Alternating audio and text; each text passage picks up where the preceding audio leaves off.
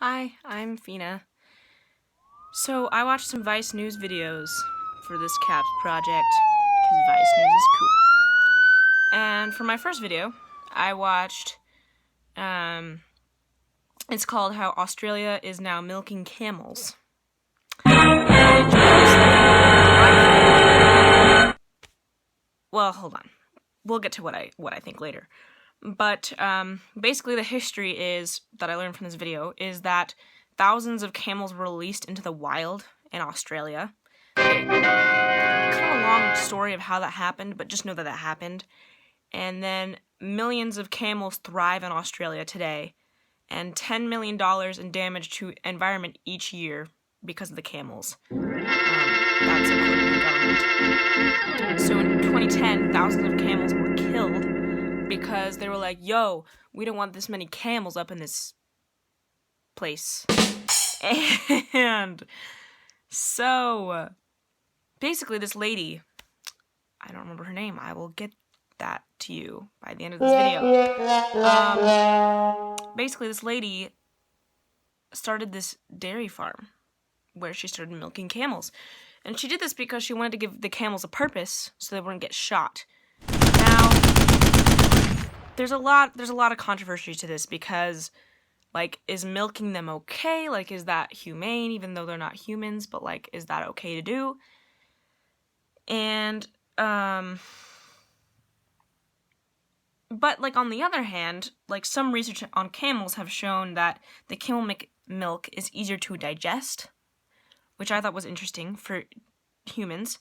However, it's very expensive to buy. It's $25 by the liter, which is like 4 times more than cow's milk.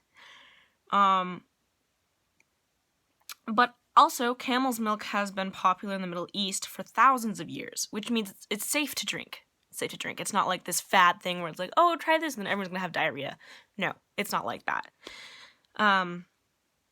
One of the lady's requirements on this camel farm was that you must cuddle the camels if going to milk them, which I thought was interesting because it's like, okay, here's this lady who is passionate about saving the camels, right? And she's like, you have to cuddle the camels. Like, you have to give them love in order for them to give back to you. Which I think, in my opinion, here we go, here's my opinion. In my opinion,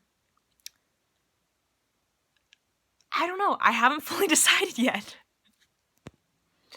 Even though people have been drinking this for so long, only a little bit of research has gone into studying camel's milk and how safe it is to drink. So with that information, and knowing that some farms don't treat them well, I don't know if I would support it. I don't know if I would drink it, because, first of all, I don't know how that would taste. Camel's milk? Like, I don't know. I don't know what that would be like. I don't know.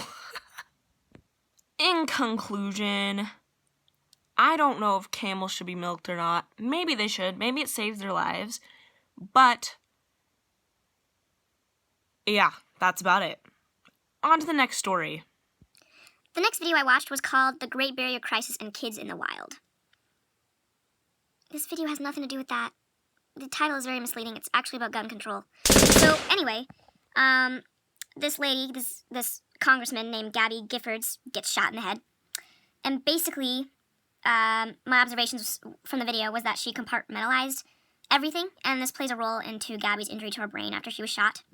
And the recovery process was very, very difficult. She had to go through lots of physical therapy and speech therapy, which, I mean, if you get shot in the head, that's and you survive, like, that's a big deal in itself, you know?